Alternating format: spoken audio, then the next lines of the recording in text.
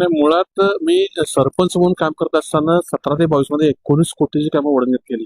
त्यातनं पायाभूत सुविधांचं जाळं निर्माण करणं असेल किंवा शिक्षण, आरोग्य, कचरा निर्मूलन, पाणी पुरवठा व्यवस्थित हे मी वडंग्यात यशस्वीपणे काम केलेलं आहे.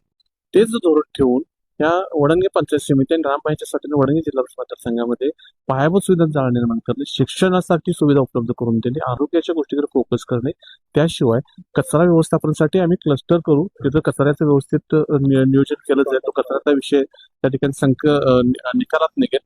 पाण्यासाठी आम्ही विशेष प्रयत्न करणार आहोत.